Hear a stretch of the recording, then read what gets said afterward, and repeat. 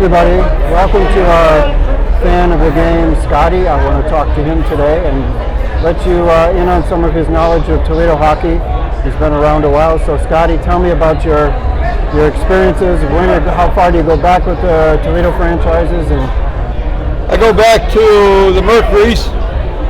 Mercury's played from 47 for another 8-11 years. First game was when I was like 2 years old. It was the 50-51 season. My grandfather introduced me to hockey because he loved hockey. And he lived next door to, I can't think of the name of the restaurant right now. They had 2 season tickets. Anytime they didn't use them, they gave them to my grandfather.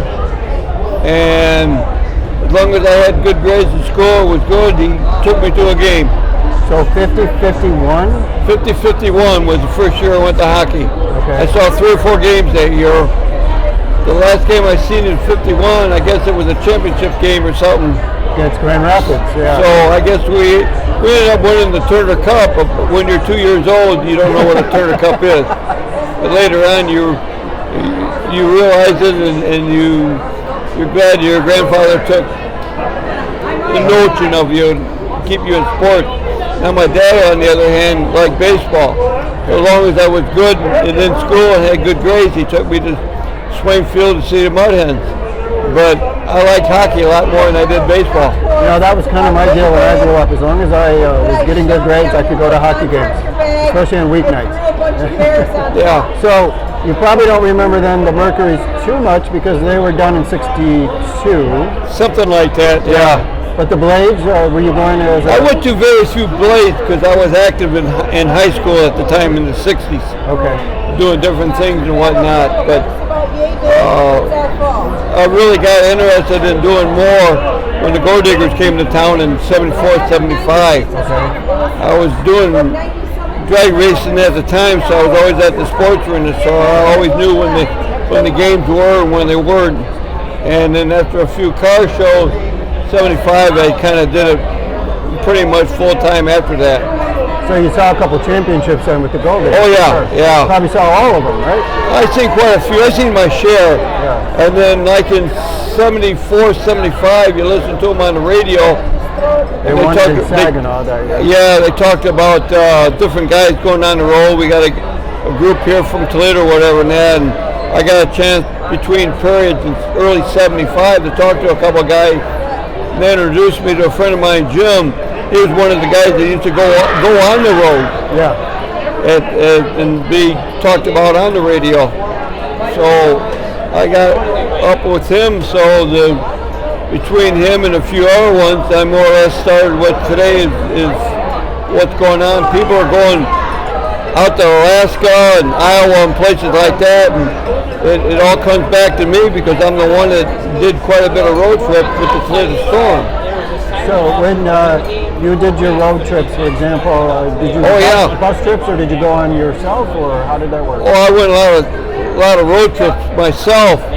We didn't have hockey after the Gold Diggers left in '86 right. until I think 91, something like that. Yeah. But I still went on the road. I still went to Flint and Saginaw because I went on the road so much with the Gold Diggers early on that I had friends in these buildings. Like in hockey, I still went. Sure. And every once in a while, my friends would go with me. What was the hardest place to go into as far as fan interaction went? Pretty competitive sometimes. Well, everywhere you go on the road, I get my ticket and I go through the ticket teller, come on in. I always ask them if we're going to win today. And they would always say yes, and I said, good, I'm from Toledo. And I got everybody except for this 16-year-old girl in Trenton. She says, you're from Toledo. That means our home team's going to win, not you. She was the only one after all these years. And the thing with the 60s going to Saginaw and Fort Wayne, I'm wearing a green coat. That sticks out like a sore thumb. Sure. And you still ask them, are we going to win today? And they say, yeah. That's great. You know? So all the games you've been to, and I'm sure you've been to hundreds of games now over the years. Oh, yeah. A particular series or franchise, a game, any particular memory that really, really sticks out to you? No, not after a while. Some of the ones we didn't have a team one year. I went up to Kalamazoo for a New Year's game. We used to play, the Gold Diggers used to play Kalamazoo at New Year's Eve. Well, Muskegon took over, and I went up there then.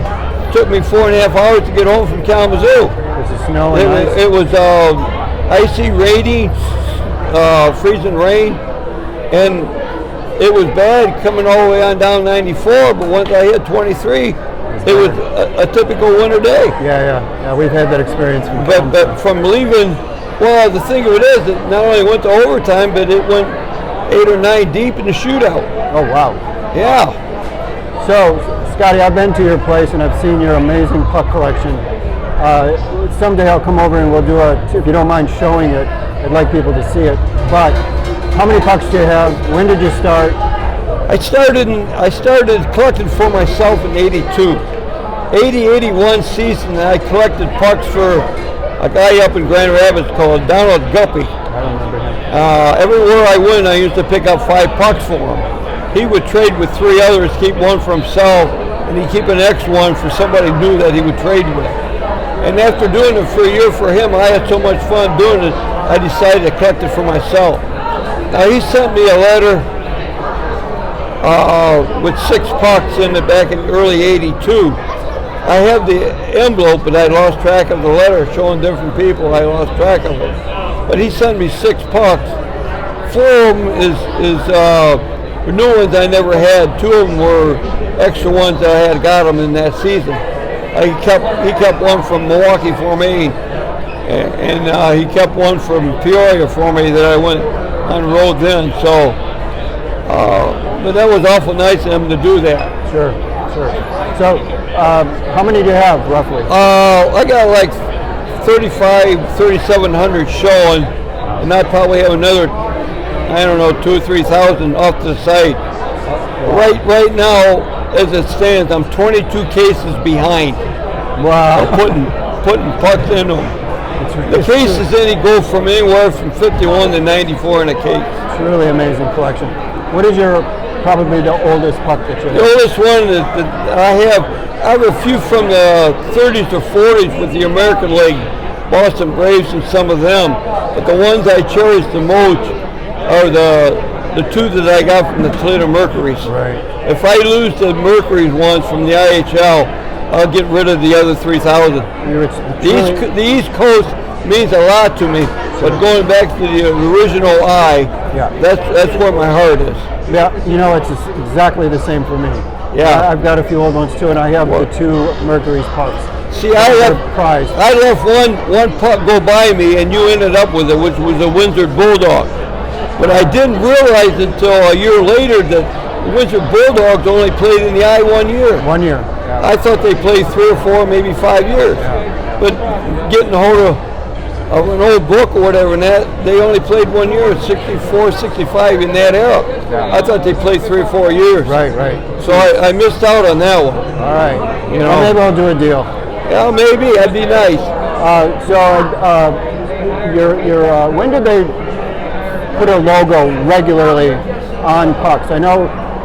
I'm not sure. There was some places played with blank pucks. Some of them had their team logo printed on it. I really don't know. Now, the 1 year the Mercury's didn't play at home, Mr. Gladio that owned the building, probably the team at the time, he wanted more home games, owning the building. Sure. And the ice said no, so he went to the Eastern League because they played more home games. Right.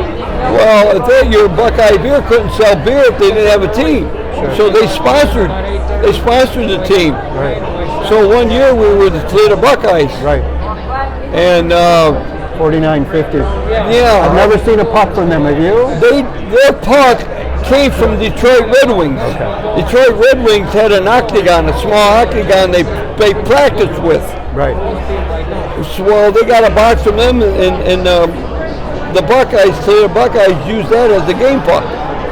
That's great. So what is practice pucks in the big boy league is a league puck in the small guy league. But that's what they used 1 year, was a small octagon. Well, someday I'm going to come over and take a look at that again and let everybody see that if you don't mind. Thank you so much. Really great to talk to you. It's really been great to get to know you over the years too. Well, thanks for the interview. people know that I've been around for hockey, but they don't know how far back I go. Right. Well, You know, that's some what we people want to say capture. some people that say I'm old or whatever, and I just tell people I'm the one that invented dirt, so that's how old I am. Thanks so much, Scott. You bet. Take care. Bye, Mike.